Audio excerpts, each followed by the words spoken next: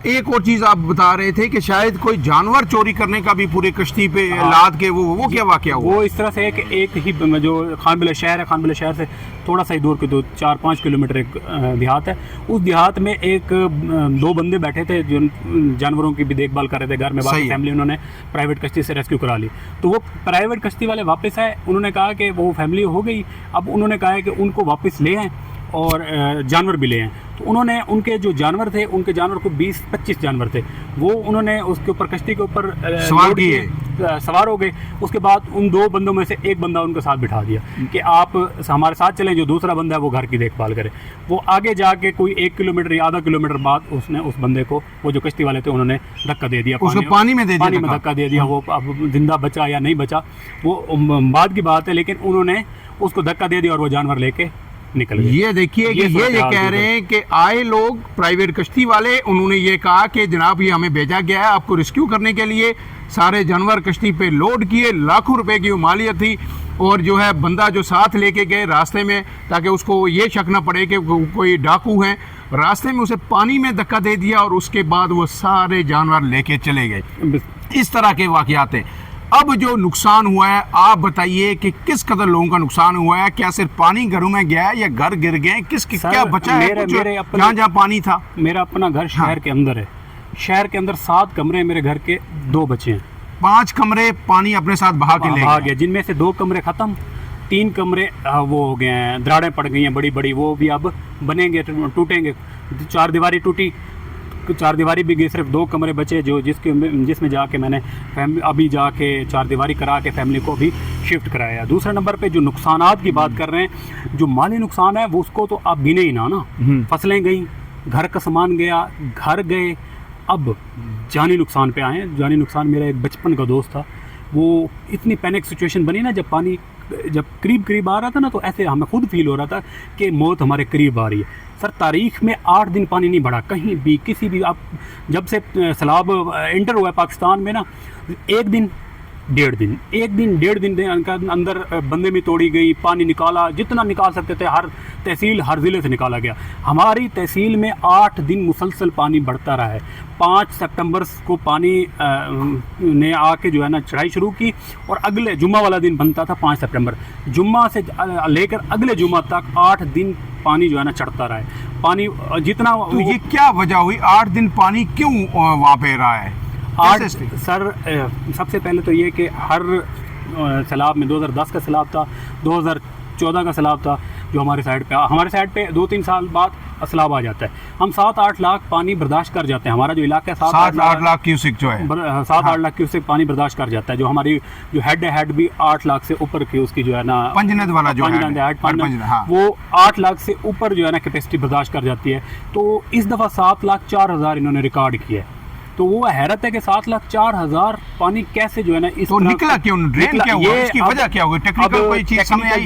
Technical जो चीज सबसे जो मेन अब सामने आ रही है, ये अभी इंक्वायरी खुलेगी तो ये अगर इंक्वायरी हुई तो हुई तो अभी जो इन्होंने कुछ टाइम पहले ना कुछ दरे जो पानीनद के दरे थे ना, बिराज के, वो बढ़ाए हैं और उसकी जो हाइट है वो भी ऊंची ज्यादा रखी है कि ये पानी जो है ना स्टोर ज्यादा कर सके। ठीक है, मतलब ये कि गुजार भी ज्यादा सके। तो इन्होंने एक तजर्बा क्या किया है, इन्होंने जो पानी के रेले आ रहे थे, सतलुज से आ रहा था, रावी और चनाब मिल के आ रहे थे, तो इन्होंने वो जो 7 या 6 दरे थे ना जिन्होंने ये बनाए थे, उन्होंने नए वाले ये ओपन कर दिए, पुराने वाले सारे बंद कर दिए। वो जो 6-7 दरे थे ना, वो अब जो इंजीनियरिंग का ये जो फॉल्ट है वो इंजीनियरिंग फॉल्ट है। तो उन्होंने जो 7 दरे खोले तो ये पानी उन दरों से निकला ही नहीं, वो दोबारा रिवर्स होता रहा।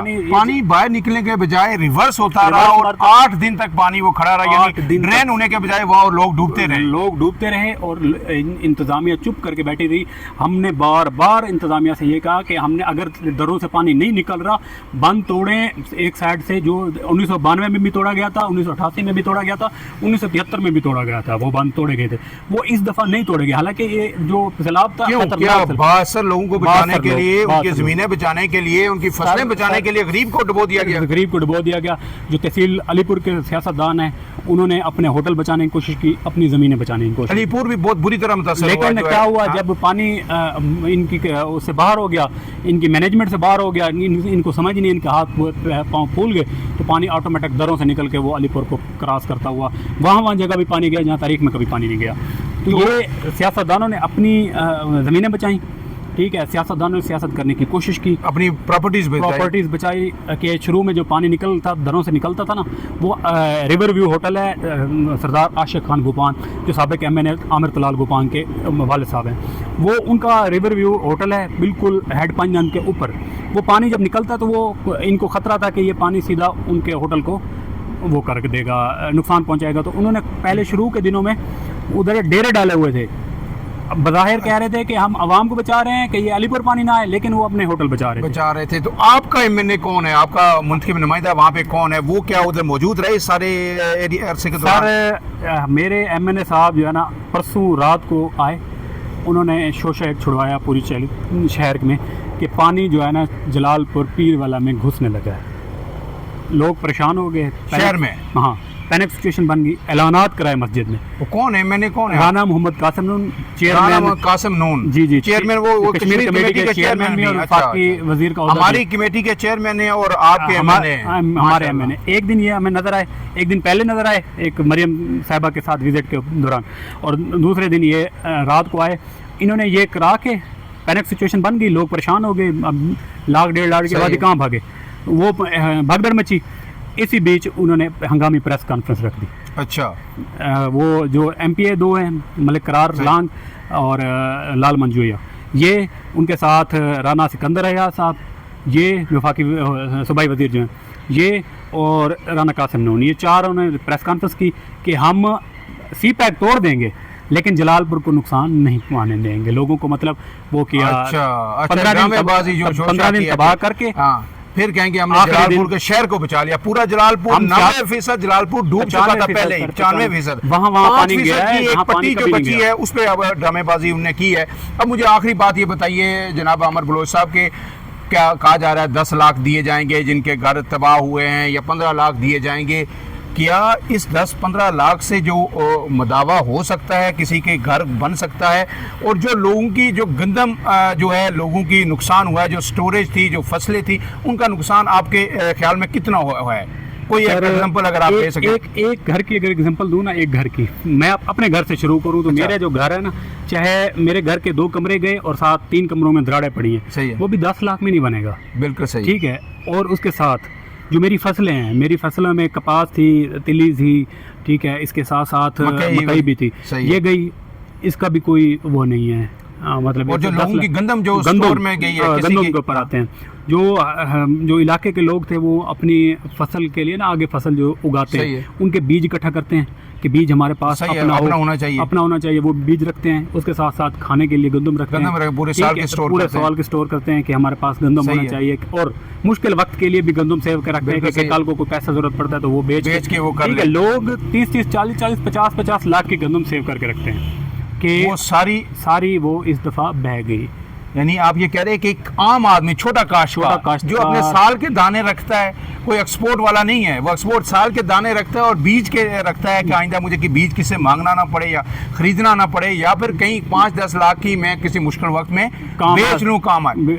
उनका 50 से 60 लाख का हर दूसरे छोटे काश्तकार का नुकसान हो चुका है। तकरीबन जो है ना 10 में से 8 काश्तकारों का ये नुकसान हुआ है। और जो लोग बेचारे गरीब ऐसे लोग भी थे, कल मैं कश्ती में आ रहा था, 4 घंटे कश्ती का सफ़र है, 4 घंटे कल वापसी पे भी अभी तक पानी नहीं उतरा कि गाड़ियां चलें, आप कश्ती पे वापस आए हैं? कश्ती पे वापस आया हूँ।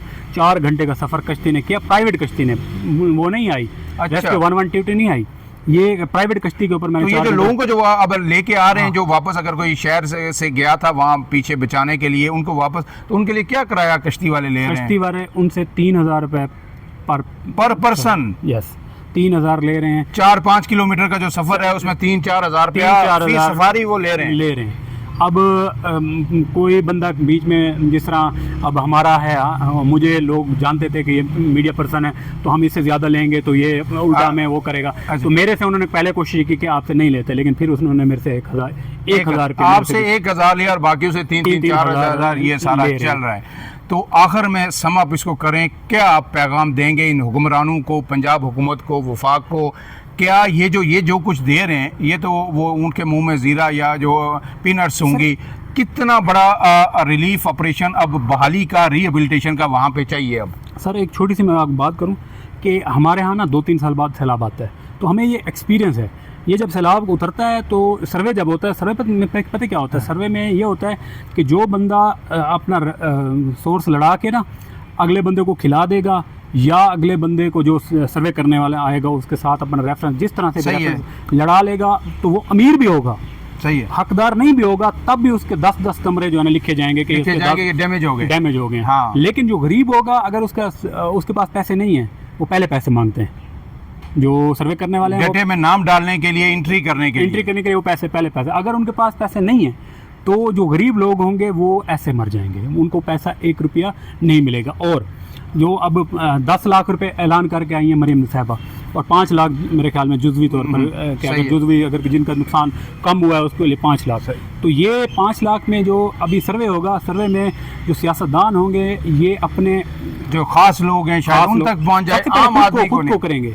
अच्छा, सबसे पहले खुद को करेंगे, क्योंकि देहातों में इनकी जो ज़मीनें हैं, ज़मीनों के ऊपर इनके डेरे होंगे। अब एक डेरा होगा, लेकिन अभी ये 10-10, 8-8 लोग नौकर होंगे ना, जो नौकर होंगे सबके नाम पे जो है वो लेंगे, नामों पे वो आएंगे, और उसके बाद और उनके नाम पे भी फसलों के भी वो करेंगे, और वो भी ज़मीनें भी, घर भी उन्हीं के नाम होंगे। तो सारा कुछ वो करके जब पैसे मिलने का वक्त आएगा ये सारा उनको मिल जाएंगे, जो गरीब हकदार होंगे वो रह जाएंगे। राशन की भी सूरत हाल यही है सर, इस टाइम से जो राशन की इस वक्त भी ज़्यादा राशन लोगों को चाहिए लोगों के पास राशन नहीं पहुंच रहा।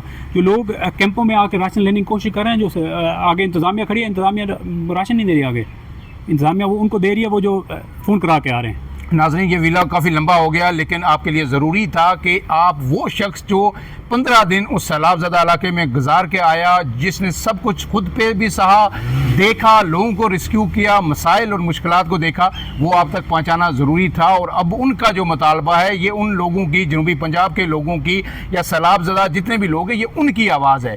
तो अब जो कुछ हो गया, लेकिन अब ये पंजाब हुकूमत से इन सब की गुजारिश यही है कि जो सर्वे हो वो बिल्कुल साफ शफाफ हो, और जो लोग ऑन ग्राउंड मुतासर हैं, जुज़वी हैं या मुकम्मल तौर पर मुतासर हैं, उनका हक उन्हें मिलना चाहिए। ये ना हो कि ये जो इंतज़ामिया है, तहसीलदार हैं, पटवारी हैं, ये जब सर्वे करेंगे तो उसमें भी जो गरीब का हक वो भी अमीर को मिले, और फिर गरीब जो है फिर वो जीते जी पहले जो उसकी जानें भी गई, माल भी गया, मवेशी भी गए, तो अब भी जो है वो सिर्फ देखता रह जाए। फ़िलहाल के लिए इतना ही। आमर बलोच साहब से इस हवाले से वक्तन फ़वक्तन जो सूरत रिलीफ की और रिहेबिलिटेशन के वहाँ पे है, उस पर जो अपडेट्स देते रहें, आप तक पहुँचाते रहेंगे। इजाज़त दीजिए, अल्लाह हाफिज़।